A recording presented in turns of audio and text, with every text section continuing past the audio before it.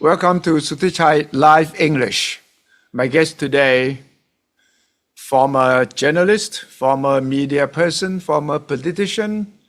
He wore many hats and he was outside of Thailand for many years.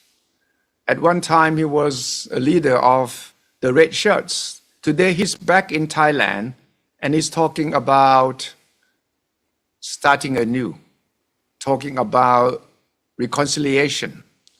And I think that's a good time to discuss his personal reflection, Thailand's future, politics, the new generation of people. Because Kun Chakkrapob and myself, once we were in the media together, and then, things happened. Today, I think we can sit down and discuss what lies ahead for the country. สวัสดีครับคุณจักรภพครับ สวัสดีครับคุณสุทธิชัยครับ Welcome home. Thank you very much. Okay, what is the story behind your coming home this time? Nothing much. I look back in the past 15 years and I found a big waste of my time and my chance to serve the society and the country.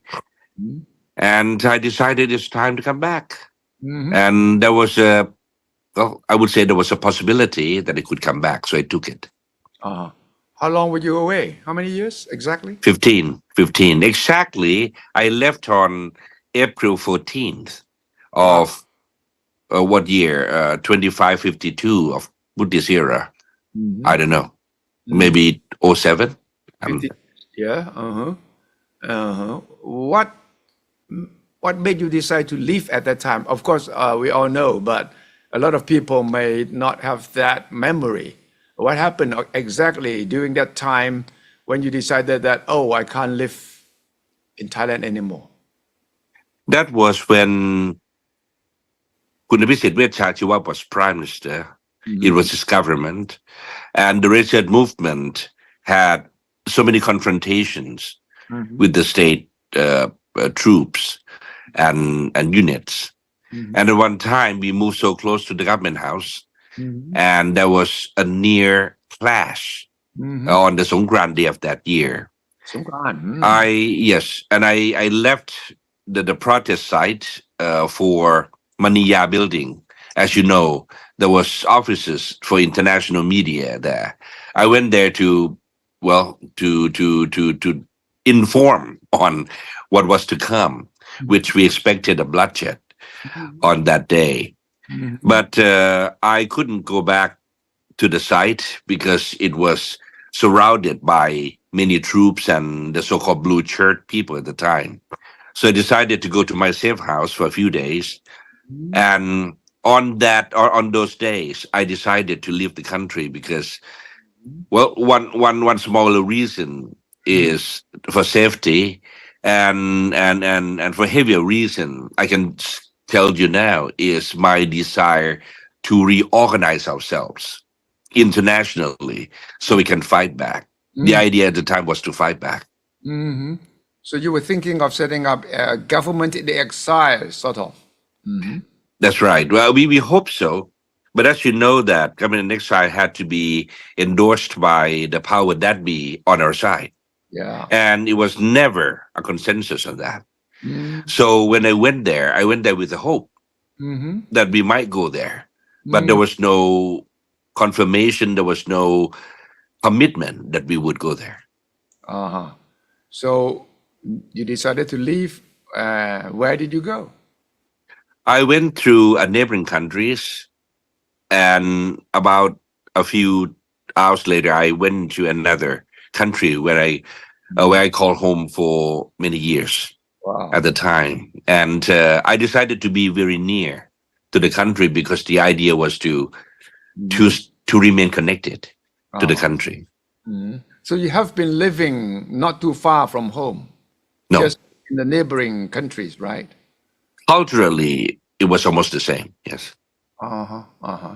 So after some initial hope that you could organize some sort of political activity outside of Thailand, you dropped here and then you decided That Well, what? Suthichai, not so initial. It took a few years for Uh-huh. me to stay focused on that hope. Mm-hmm. But after, I would say, third or fourth year, Mm-hmm. that hope started to be waning Mm-hmm. because there was no real, well, if I may use this word, revolutionary or a reforming attitude on our side. Mm-hmm. It's Mm-hmm. about playing along with the games, Yes. Mm-hmm. Mm-hmm. or at best, emergency management, you see, crisis management, things Right. like that. So it was never getting higher than Mm-hmm. that station. So after a few years, I decided that, well, I had to wait. Mm-hmm. I didn't give up, but I Mm-hmm. thought that I had to wait. So I spent my time, trying to be happy, trying to Mm-hmm. be living, try to Mm-hmm. be alive for the next few years after that. That's why my 15 years outside the country was not purely political. There were a few years that I kind of stayed back Mm-hmm. Mm-hmm. from it. Did you keep in touch with Kun Thaksin all this time? Yes, I did. You did. Why didn't you urge him to get active and say, "Hey, we have to do it. What happens? Why are you so I slow?" And I did many times, you did. and we became at odds at times because of that. There were times that I looked like what do you call it, a broken record for him. Yeah, yeah. Okay. You keep repeat. That I keep bringing this thing. Yeah. He kept saying, "What revolution? What revolution? What you talking about?" Uh, Actually, he said it in a more colorful way than that, but I uh-huh. wouldn't go. But of course, I tried. But I also rethought about whether or not I was right. Okay. I cannot, a person cannot Mhm. stay confident all the time when the situation didn't go that way. Right. So I start to look at the situation again and say that, well, is that, well, I mean, I tried to use that. What is that phrase? As good as it gets for Thailand. As good as it gets. Yeah, yeah, yeah. Yes, I try to figure out what is as good as it gets Mm-hmm. for Thailand, Mm-hmm. and because I don't want to waste my time, Mm-hmm. I don't want to waste my life, Of but I course, want to do something good. you were getting older, so Yes, hey, I'm not going to die as a hopeless man, right? You have that. yes, yes. I mean, gray hair helps. Yeah. Uh-huh. So you kept your hope up, and when was it that you decided that, oh, the wait is over? Mm. The wait is over. After the second coup, Mm-hmm. and honestly, I hope that after the second coup, Mm-hmm. the government that was born or we were born after it Mm-hmm. could either be very determined in changing the system or reforming the system, Mm-hmm. or decided to go along with the flow. Yeah. I Uh-huh. think the Yingluck government decided to go with the flow. Yes. And Mm-hmm. that was my time to rethink about my position because I was considered more radical Mm-hmm. than most of the time. Right. And I decided that, well, age and, if I may say, maturity Mm-hmm. teach me to optimize what we have Mm-hmm. Mm-hmm. than what we don't have or we hope to have. Mm-hmm. Mm-hmm. And that comes together as my decision to come home. I had wanted to come home for about a year or two Mm-hmm. before I actually did. Mm-hmm. But 10 years or 12 years before that, I never thought about coming home Never. empty handed. Really? Never. Never, yes. I thought about relatives, family, food, but it was never strong enough. Mm-hmm. Mm-hmm. So what was the sort of, I wouldn't say last straw, but what was the main turning point? I would say that I discover, Mm-hmm. which may be later than most people, Mm-hmm. that Thailand or the Thai society is not as ideological Yeah. as I once thought.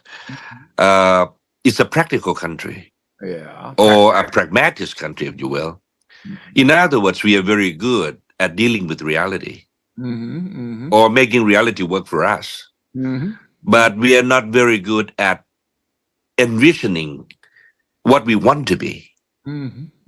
I don't know whether it's imagination or being suppressed for a long time or educational system. I have to find out. But the result is we cannot go too far without certain imaginations or true belief that we can go there. As you know, it's not just a fantasy, but people have to hope for the better. But the point is, the betterment of each person varies. And I have to say that I discovered that I would say the expectation of the Thai society has been quite low. Has been quite low. So we may have to be useful by working our way up to that. But I still do not believe that we could reach the so-called ideological society like many societies are. Well, looking back, you were a reporter, a media person, Yes. joined politics. When did you become a radical? Many people were surprised that Kun Chakkrapob, they knew at the time, was, a knowledgeable person, someone who follows the news, Thank you. practical guy. Suddenly he became so dramatic, so radical. Even Kun Pichai Wasanasong, Yes. for your mentor, Yes. right? He told me He was. he was surprised. He said, "I don't know what happened to him." So can we go back and maybe some reflection as to what changed a person like you into would you call yourself a radical at that time? Yeah. I would. I would. And looking back, I even do more than calling. That's what the answer is why. I mean, the answer that you're asking is why.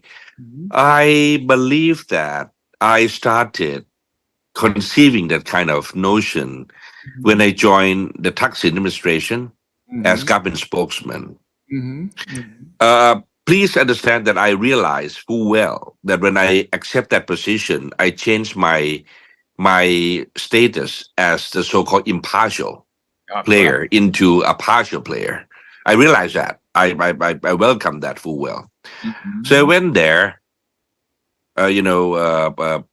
side taken, and I found Thaksin to be not perfect, but enough for the development of Thailand, especially at the time. I like the way he approached it. Well, I have to go back a little bit. I was a student of the likes of Kun Chua Lik Pai. Right. When I was a student, I was at the stage, gluing to the stage, watching him. And the Prasadipat folks at the time. And I became disillusioned about their performances later on. I don't want to elaborate now. Yeah. So when Kun Thaksin came along, Thaksin was not, a speaker. Thaksin was not an arousing orator, and nothing like that. But Kun Thaksin did something that I don't think I could do, is to manage things, is to get things done. Because at the time I was focused on how to get the things done in Thailand. Yeah. I have a feeling that we are a talented country without real process of success. In other words, we don't even know the conclusion of things. Things happened, and then it happened like mysteriously, Right. ended mysteriously. I would like the story to be complete for once. And I believe that Kun Thaksin's story is quite complete. Because as you know, Kun Thaksin is not a complicated person. Yeah. In that sense. So Thaksin want to do something, he get the resources to do it, and he get the job done. And morality or ethics sometimes are not a part of it.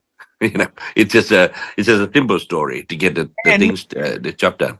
the end justifies the means. Is that what you're saying? I think he believes that. Mm. I think he believes that. And I believed that myself at the time because it was to choose between the lesser of two evils, Mhm. the doing nothing and the doing things, but not completely, not comprehensively.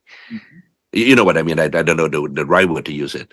But the problem is that I decided to choose Mhm. the side that can get the job done. Okay. I did not ask myself so much about the consequences or the repercussions of it. I want to see the Thai society move forward.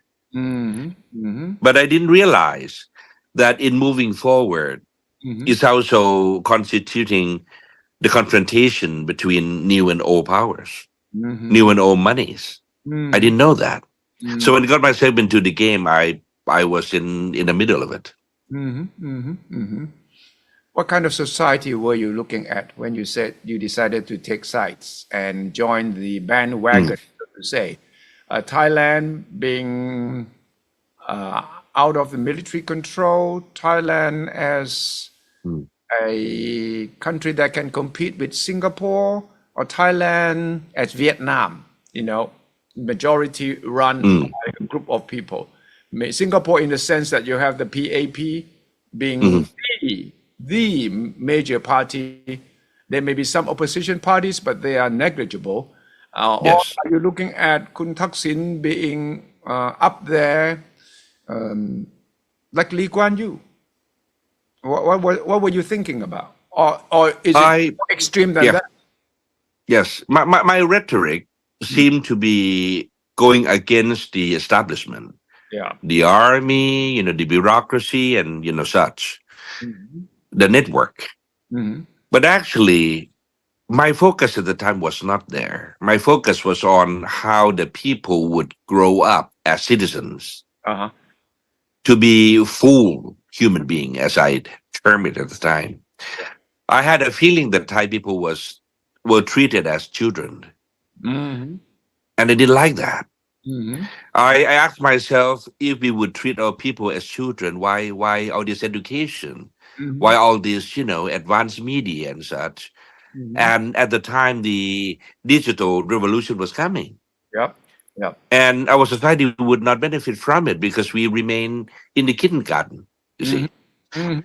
I Mhm. didn't like that. That really provoked me extremely. I want people to be full scale. Right. Because I understand that people cannot be equal. Yeah. I understand that. I do not look for an equal society, Mhm. but I look for equity. Mhm. Mhm. I look for equity. I look for the status that they have not have the chance to have Mhm. Mhm. if he or she Mhm. are in the right position to do so. Mhm. And the government is obligated to provide those resources Mhm. and leverages to Mhm. them. That's why I didn't expect much from Kun Thaksin in terms of, history or, all the emotional side Mhm. of the administration. I expect him to be very concrete, very fruitful in terms of things that we can touch. Mhm. Because my focus was on the people. Yeah. I believe that if the people got stronger, then the rest would be weaker by comparison. Mhm. Mhm. I Mhm. didn't expect for much more. Mhm. So what kind of ideology would you say you were clinging on Mm. to? I would say left-leaning centrist. If you use that Mhm. analogy, I asked myself many times, Mhm. I cannot endorse ruthless capitalism. Okay. I don't like them. I think that they are black-hearted and Mhm. they are enemies of state in a way. But the communist state, Mhm. I do not believe that it could exist Mm. in the current situation of people. Yeah. I Mhm. believe it's a hope. It's a very high hope, Mhm. but it's a hope that I don't believe that we can reach. Uh-huh. Mhm. Mhm. But do you think Kun Thaksin at the time shared your thinking? You think he was left of center? No, no, no, no. He just saw me as a mouthpiece at the time. because he did not care about communicating. So he wanted someone to communicate for him. Uh-huh. Uh-huh. I was useful at the time as a tool. Yeah. But as time went by, we became know each other more. And he learned not to ridicule the social science as he did before. Oh. So we become more in understanding of each other in terms of why history matters. For example, Ung Tak Sin at the initial period believed that what history? They're only people, Uh-huh. only individuals, only players. What history? But I insist that their history, there Yeah. is a force Yes. that people can construct. People conceive a system, and the system can conceive people as well. Yep. Their interplay between them. It took some time for us to understand each other in that front. Yeah. Yeah. Yeah.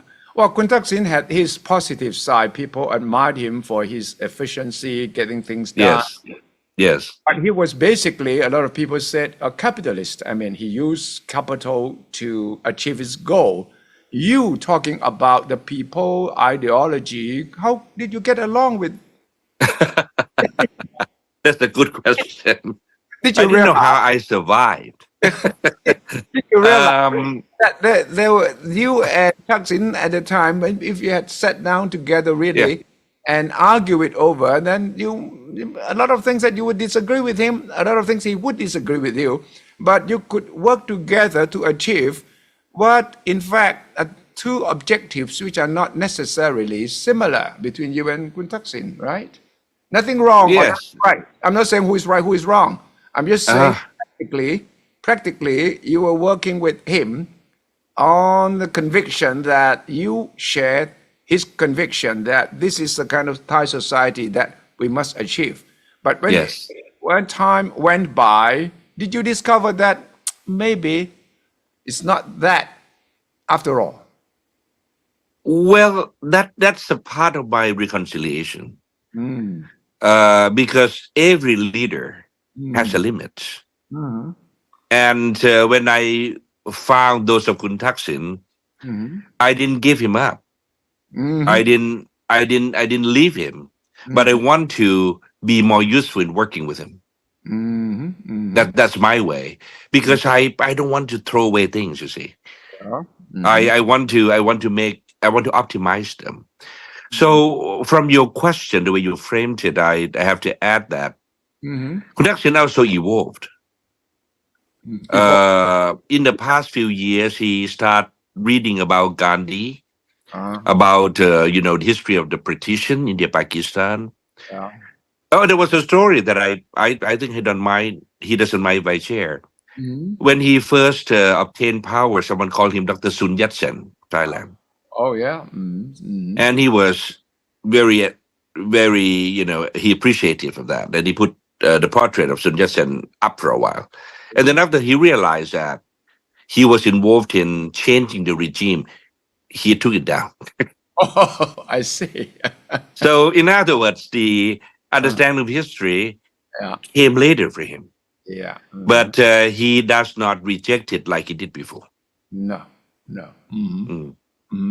So now, after all these years, you had this reflection and you decided that, okay, you are going to transform from a radical to what now?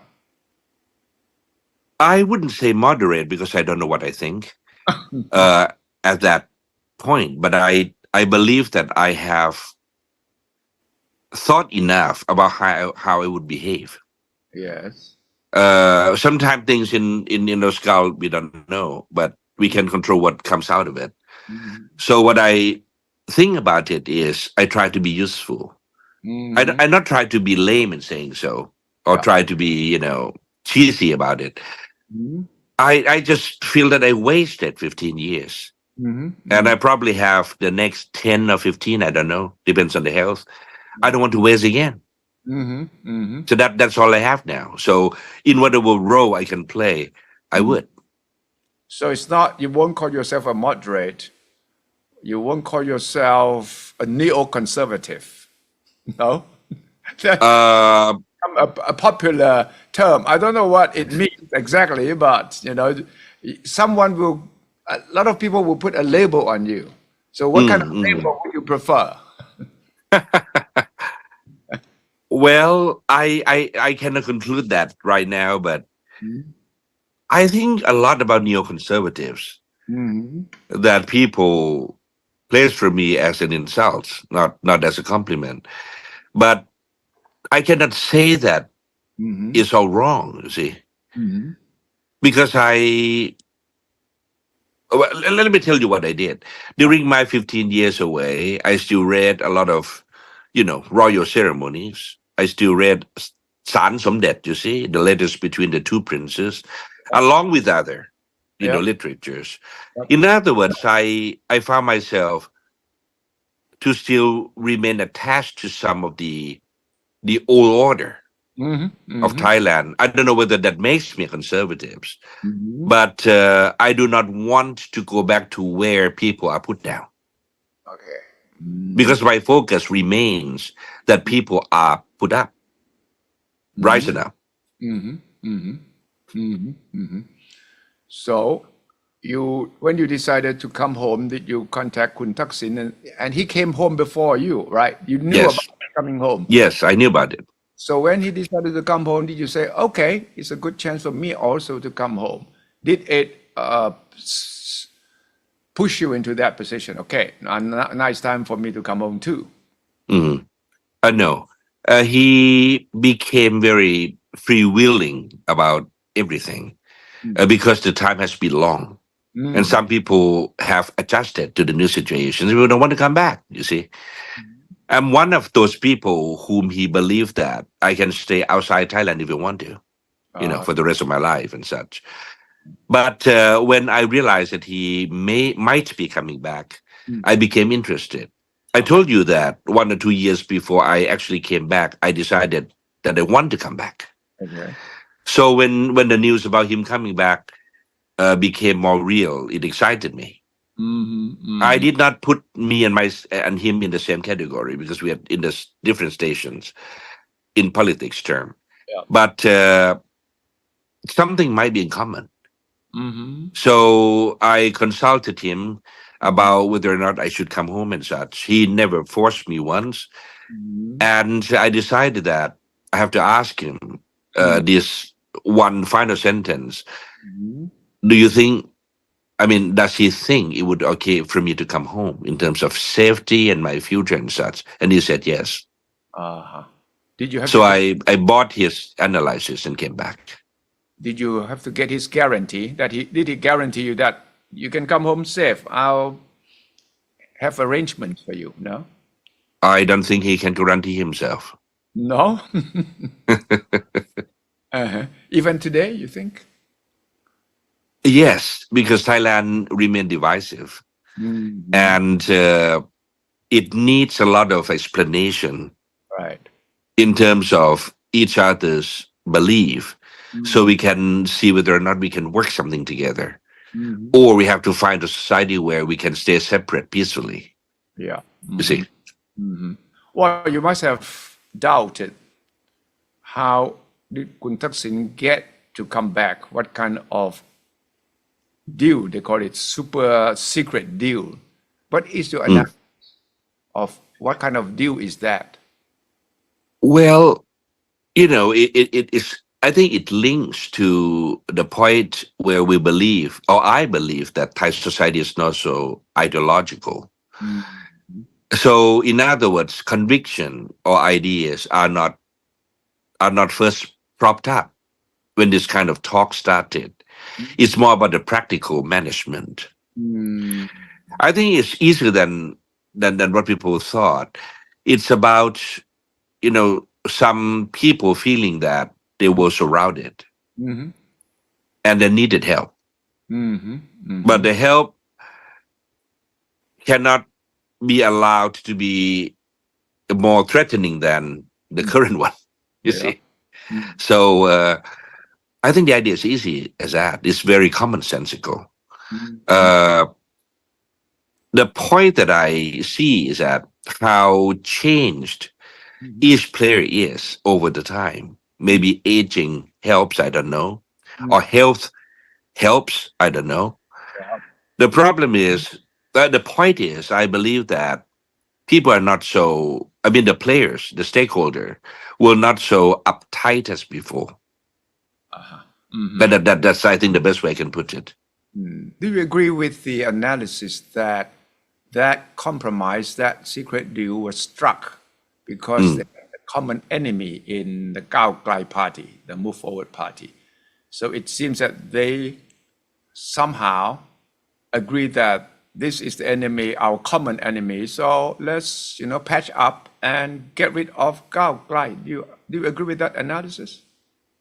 No one would say that, but I believe the Gaokla is a part of the story. Uh-huh. Okay, and well, let me put let me just give you my own idea. I cannot answer about some others' ideas. I believe that Thailand has reached the state where changes are are, are to be made real. The points now are about transition and the bridge that would take you from point A to point B, and how. I don't think that anyone is powerful enough to hold that back now. No, not No, one single group of no, or person. not without the real sacrifice of the existing capital, political capital, which they may not be willing to spend. So you say Gao Glai is part of the story. Which part of I the believe so. I believe so. which part of the story? What's going to happen if Gao Glai is dissolved? So it would become the same story or a different story? Personally, if Gaokla is dissolved, I think it would aggravate the situation. You think so? Yeah. But, well, from the outset, I do not believe in the dissolution of any party because we know political parties are social clubs, are social association. I mean, no legal, bounded organization should reach that. Actually, it's a people's business. Actually, Yeah, yeah. but all right, I go along with what we have now. But I don't think that's a solution anyhow. I think that the real concern is about what Gao Klai wants to see happen or say that they want to see happen and the ability that they could carry out. I believe that is the discrepancy, the gap between the hopes and the experience is a real concern. But it seems that Kun Thaksin is trying now to revive Pheu Thai in order to be able to become number one again in the next election. And trying to make sure that Kun Pae Thong Tan, the daughter, will be able to lead the campaign, election campaign, especially among the young people. You think Kun Thaksin will succeed in that mission? I think he would, but not without sacrificing a lot of existing factors. Personalities have to be changed quite drastically. The model of the party have to be more than family business. And we have to come back to the common sense. I call the earlier policies of Thai Thai common senses. I mean, things that people can touch. Let me put it this way. If we cannot propose anything that people believe that can change their lives, we would be in trouble. But one of the criticisms against Kun Thaksin and Pheu Thai is that it has become neoconservative and it has dropped its earlier pledge to become the so-called progressive party. You think that is a fair criticism? Uh, I think what is lacking now is the internal uh, mechanism that can really combine ideas in the party together. Mhm. Mhm. I would boast that Pheu Thai perhaps is the only party that the so-called leftist and the rightist are together Okay. Mhm. in the same party. People like what do you call it, the October people, Mhm. Octobrists, right? Well, in the party and very active in strategizing for the party, and at the same time, the like of Prasakon Thai's follower Right. when Hun Smak became leader, also joined the party. Right. So the very rightists and the very leftists are there. Mhm. So for me, the best strategy is to create the way that these ideas are being well combined Mhm. into what we need in the society in terms of many generations combined. And I believe if Kun Thaksin focus on that, we have a real chance to coming back. That's a big challenge. But we should do it. Mhm. I Mhm. think we should do it because after all these years, Suthichai, I don't think that the leftists and the rightists should waste their time. Mhm. You see, Mhm. I mean, I'm only one person and I have time to think. Mhm. Other people have time to think on their parts as well. Mhm. So who would know that after the leftists think for it for 25 years, of the rightists fought for 30 years, Mhm. what would we have? Maybe we have maybe we strike gold. Mhm. Mhm. Mhm. But some of the Rachels are quite disappointed with Kun Thaksin. Some of them are Mm. openly, critical of him, of his changing sides or transforming into something that they thought was not Thaksin's brand from the beginning. Do you sense that? How big? I did. I believe that the most devastating factor would be to include Sampo into Uh-huh. the government. I think. I mean, that's my perception because they fought with the Sampo. You see, the Sampo is now in the government. Right. So, I mean, feelings must be there. I accept it.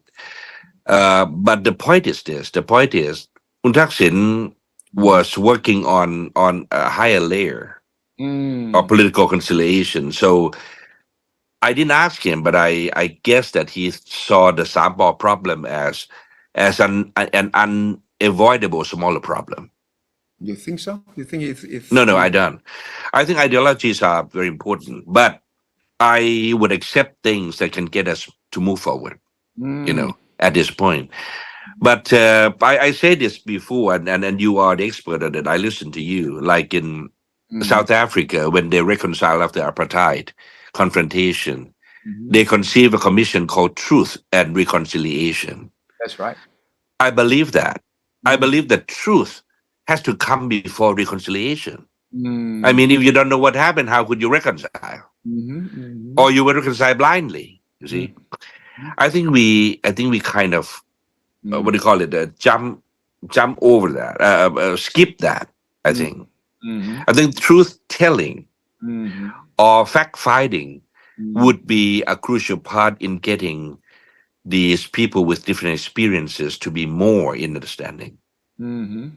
Well, I think the parliament is working on the amnesty bill, including Yes. yellow shirts. Um, I'm not sure about the less majesty Mm, suspects. hmm Well, mm. what do you think? How should the amnesty bill be processed? What should it cover? And I would say the amnesty bill, which is coming, is a direct part of the reconciliation. Mm-hmm, mm-hmm, So, in other words, all sides have to be asked. mm-hmm, mm-hmm, All sides, not just us. But what is more critical for me than the 112 and 116, mm-hmm, the charges, is that I think we emphasize too little on the truth side or the mm-hmm, fact side of what happened than the amnesty side. mm-hmm. In other words, people seem to be in a very impatient mood to just get over this. Yeah. I can appreciate that, but we cannot disregard it. Mhm. I mean, if we don't know what happened, then how would we be clear in our mind? I don't know. Maybe the society can. I came back after 15 years. Maybe it changes. Mhm. Maybe it can live with it. I don't know. Mhm. Some people may want to say that if you dig deep into the old facts, you might find wounds, and wounds are not good for reconciliation. Some facts are ugly facts, and it might affect one side or the other. And you start an argument. Who was right then? Who made the decision to do this? Perhaps pointing fingers again. I don't know. That's true. That's true. That's true. But I think fighting wounds is a less problem than finding oneself empty. You see, Uh-huh. of not knowing that why a big portion of my life just disappeared. You see, Yeah. without knowing. I think that kind of gap, the kind of empty space matters a lot. It's just a personal belief. Right. So, what's your plan for the rest of your life now? Have you been asked by? Well, that's a big question indeed. I How, don't know. how I old still are you? follow. I'm How old sorry. are you, how old are you this year? Going 57, Okay, 57. Well, 1967. okay, That's my year, my and born. okay. So, what's the future for you? Anything that comes, I would not. I would remain in politics. I see. I still want to have a portion of power, if I can. But I Yeah. also want to do the education part, as long as my political role doesn't contradict Mhm. with that part. But if I accept the political post, I would be less and less, out there as an educator or lecturer, because I don't know whether people can differentiate between the two. Mhm. In other words, when I have power, I use that. When I don't have power, I would do education Mm. works. Have you been approached by Kun Thaksin about what he wants you to do? Not yet, not yet. I believe that when the time comes, we talk. Well, when is the time? I don't know. Maybe after after this government deliver the initial promises, I see. I see. the election, and then we can talk about more sustaining Mhm. policy implementation, probably. But instead of waiting for Kun Thaksin to approach you, you might want to approach him with a plan. I Perhaps, may, yeah. I may, if I feel that I know better. Until now, I'm still not know Bangkok Not enough. because I have been away for a long time. I cannot presume to know the feel of it. Uh-huh. I know the information, I don't know the feel. Uh-huh. That's why I walk the street a lot these days, because I want to know what people talked about. I want Yeah. to know what they feel. I mean, the impatience and such. And after this period, maybe I can come up with a plan. Maybe. Well, I heard that there is a plan to set up an academy in the Pheu Thai party to Hmm. educate or train young politicians, trying to pep them up, to Hmm. be able to compete with Cao Klai, and to be able to claim that, the new generation has taken over the party. Would you be able to present a plan of reviving Pheu Thai again that could convince Kun Thaksin that, okay, come back, Chakkrapob, come back?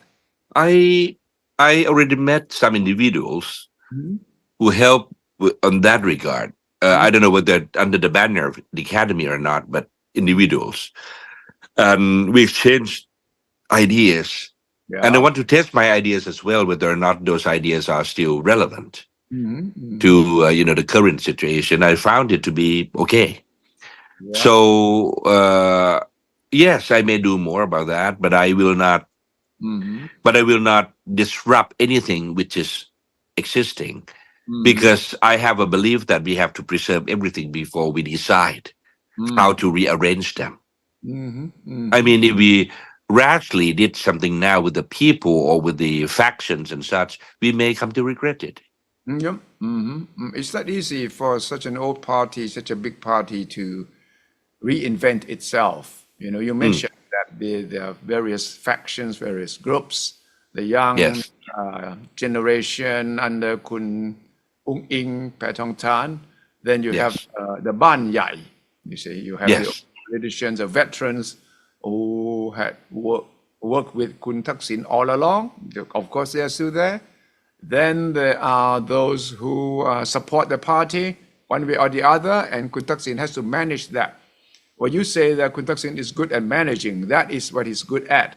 But, yes, you know, he's 75. Things have changed, new technology, social media. When you left 15 years ago, they didn't have this kind of Facebook and Twitter, right, X, right. that has changed the whole landscape of politics, not only in Thailand, but around the world. Mm.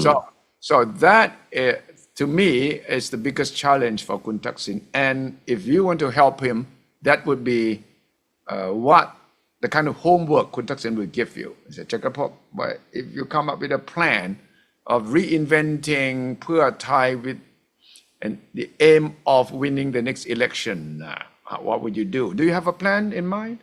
If I have to ask, Yes.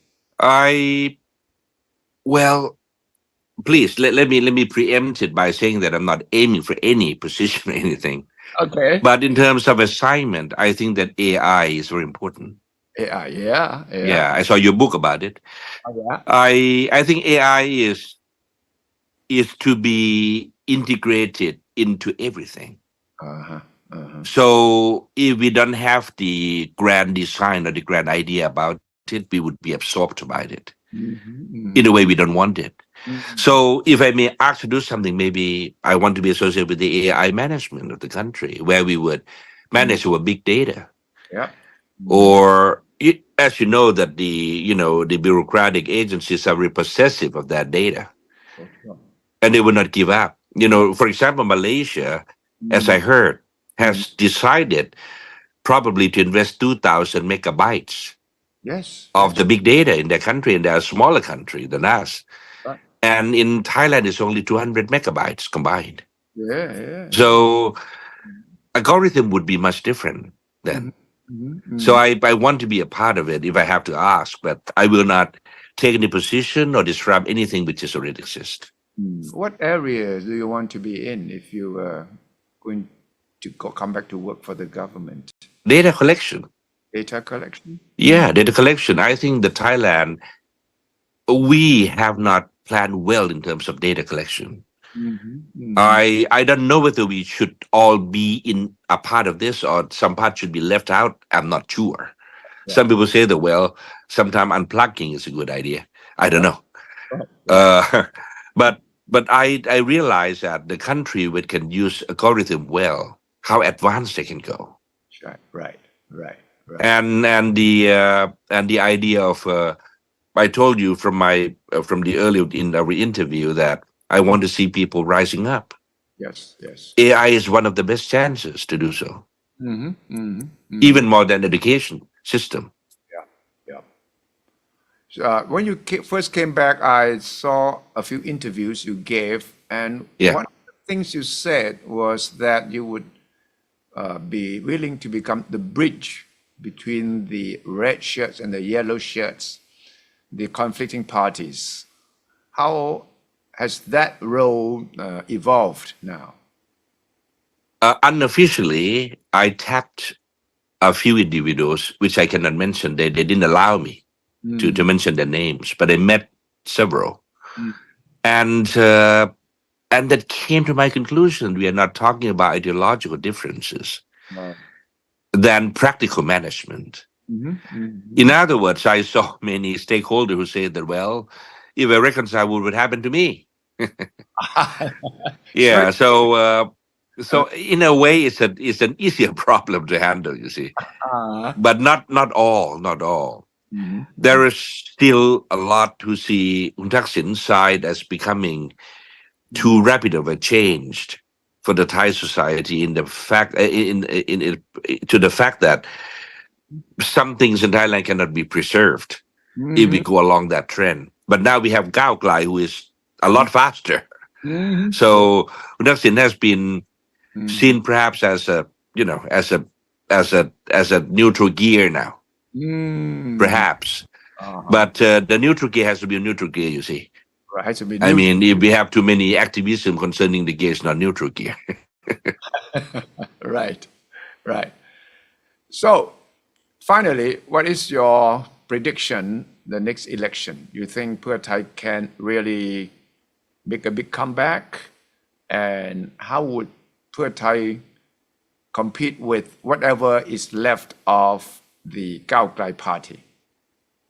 I would ask the Pheu Thai supporter not to be angry with me in the following answer I'm giving. Yes. I believe that Pheu Thai should set itself to be in a loser position and work our way up. Not because of us alone, but because of the changes in the society. If we start by aggrandizing ourselves, then we don't improve anything. So I believe that I can say that. If they are angry with me, please understand that I say that for the benefit of the party. Gao Glai has the obligation of bettering themselves, in terms of methods and process mostly. But for Pheu Thai, it's about finding something exciting again. I mean, we are saying that aging is not a problem, but you have to remain exciting. I believe that the word that I use today as being exciting, sexy, have to be used, you see, because I think we are all right, but we are not very sexy now. Interesting. Well, really, final. I would like a short statement from you. I asked you the question. Yes. From being a radical, transformed into what? Do you have an answer today? Activist at best, but an activist which is an organic activist, meaning that I start from activism that I can do, but what it would lead to, I would not deny it. I'll go along. Convert. Semi. But actually, I tapped into my earlier belief than converting. Okay. Thank you very much, Kun Chakkrapob. Thank you for this. ขอบพระคุณมากครับ Very good question. ครับ สวัสดีครับ